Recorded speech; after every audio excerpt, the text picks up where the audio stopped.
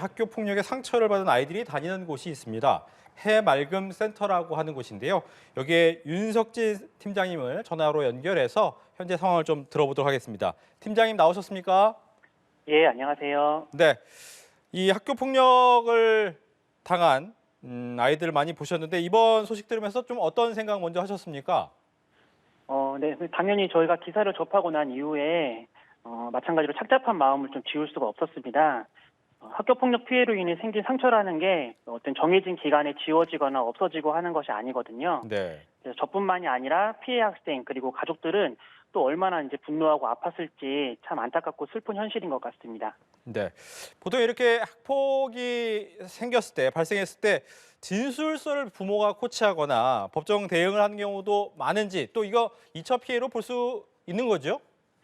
이게 진짜 정말 어처구니 없는 일임에도 불구하고 사실 이런 사례가 현실에서는 굉장히 많이 있습니다. 네. 애들 싸움이 이제 어른 싸움 된다는 말이 있는데 결국에 학생들의 일에 부모님들이 개입하기 시작하면서 일이 더 크게 벌어지는 것인데요. 최근에 가해 학생이 피해 학생을 데려 신고하는 맞고소라든가 맞학폭 문제가 굉장히 심각합니다. 이 맞고소를 당하게 되면 피해 학생의 기분은 어떨까요? 당연히 어이가 없고 잘못을 인정하지 않는 가해 학생으로부터 또다시 더 큰 상처와 아픔의 피해를 받게 되는 것입니다. 그런데 과연 이게 아이들만의 문제일까요? 아니겠죠. 이 부모님들 본인이 책임을 인정하는 것이 두렵고 본인들의 사회적 지위나 이름에 멍이 갈까 두려워합니다. 그렇게 자기 방어를 하기 시작하는 거죠. 우리 애가 그럴 리가 없다. 뭐 내 자식이니까 내가 편이 돼야 되는 게 당연하지 않냐. 물론 누구나 본인들의 자식이 귀한 것은 맞아요. 아이에게 부모는 언제나 편이라는 것을 인식시켜주는 것은 매우 중요한 양육 방법인데요. 하지만 정말 자식을 사랑하는 부모라면 자녀가 잘못을 했을 때 자신의 잘못에 대해 정확하게 인지하고 잘못에 대한 책임을 질 수 있도록 도와줘야 합니다. 학생들은 잘못에 대한 인지가 정확히 이루어져야지만 피해 학생에 대한 진심 어린 사과가 이루어질 수 있는 것이기 때문입니다. 예. 이제 학교 폭력 실태를 이제 교육부가 매년 조사를 하게 되는데 언어 폭력이 상당히 많군요. 네네, 맞아요. 저희 학교 폭력에 대한 유형이 네. 사실 해를 지날수록 이제 직접적인 폭력 양상은 줄어드는 반면에 대부분 이제 피해 사실이 잘 드러나지 않는 언어 폭력이라든가 집단 따돌림, 사이버 폭력 등이 많아지고 있습니다. 신체 폭력이 줄었으니 학교 폭력이 완화된 것으로 이제 생각할 수도 있는데 오히려 학교 폭력의 대상은 점점 어려지고 형태는 발전되고 있고요. 교묘하며 잔혹해지고 있습니다. 예. 그럼에도 우리는 눈에 보이는 신체 폭행이 아니니 경미하다라는 단어를 쓰고 있는 현실이죠. 근데 학교 폭력 자체 해결 과정에서의 조문에 봐도 경미한 학교 폭력이라는 말이 있어요. 그렇지만 이 말은 행정상의 편의를 위해서 존재하는 말이지 실제 경미한 학교 폭력은 존재하지 않습니다. 다른 의미로 경미한 성폭력이라는 말이 존재하나요? 성폭력은 그냥 성폭력이죠. 피해자 입장을 조망한다면 경미한 성폭력이라는 말은 존재할 수가 없는 것처럼 학교 폭력도 마찬가지라고 생각을 합니다. 예. 그래서 이제 학교 폭력을 위한 우리가 인식 개선에 더욱 관심을 가져야 할 것 같고요. 직장 내에서 성폭력의 경우에 당사자가 주관적인 불편감을 호소한다면 그것은 성폭력으로 보는 것처럼 학교 폭력도 이렇게 인식 개선이 이루어져야 한다고 생각합니다.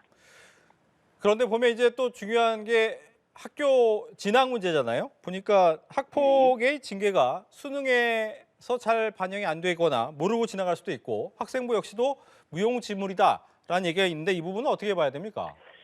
우선 앞서 변호사님이 잘 말을 해주셔가지고요. 네. 현재 이제 학교 폭력 예방 및 대책에 관한 법률 자체가 사실 가해 학생들의 낙인 효과를 방지하고 처벌보다는 선도를 목적으로 이루어지다 보니까 이런 제도적 허점이 발생하고 있다고 봅니다. 그런데 과연 이런 법 조항은 누구의 생각으로 만들어지는 걸까요? 2018년도에 보도자료에 의하면 초중고 6천여 명의 학생들을 대상으로 한 학교폭력 실태조사 결과를 봤더니 학생부에 기재하여야 한다는 응답이 전체의 88.5%에 달했습니다. 이런 설문조사에서 학생들은 왜 기재가 필요하다고 했을까요? 아마도 학교가 나를 보호해 줄 거야 라는 생각보다는 학생부 기재와 같은 조치들이 있어야지만 본인들이 그나마 보호를 받을 수 있을 것이다 라는 불안감에서 시작되었다고 보여집니다. 학생부 기재의 조치가 그나마 학교폭력을 억제할 수 있는 중요한 요소라고 생각하는 것이죠. 하지만 정작 현실은 그렇지 않잖아요. 네. 이게 피해 학생들에 대한 보호 조치가 전혀 없는 상황인 것이죠. 예. 말씀해 준 것처럼 피해 학생에 대한 보호 조치도 필요한데 또 상처도 또 치료해 줘야 되지 않겠습니까? 어떻게 치료해야 됩니까? 네.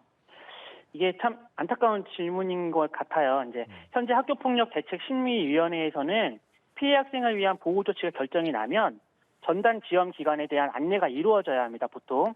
근데 교육부에서 해마다 발표하는 학교폭력 예방 및 대책 시행 계획안에는 조치 결과 통보서에 피해 학생 전담 지원 기관 안내를 의무화한다고 밝히고는 있지만 네. 실제 지역 교육청에서는 안내가 이루어지고 있지 않은 경우가 대부분이에요. 또한 전국의 가해 학생 특별 교육기관은 6천여 곳인 반면에 피해 학생 치유기관은 전국에 149군데밖에 없고요.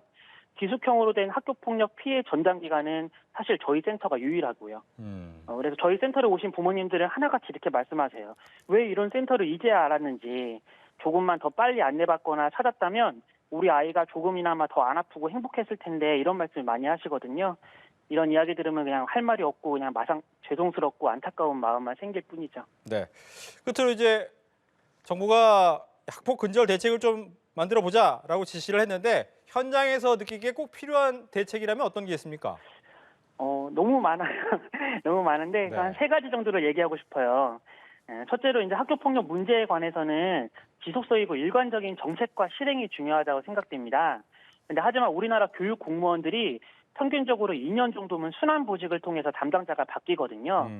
그러니까 저는 각 시도교육청 담당 업무를 하는 분들이 업무를 하면서 가지는 전문성을 유지할 수 있도록 다른 부서와는 달리 장기 근무를 할 수 있는 다양한 방법을 마련해야 한다고 봅니다.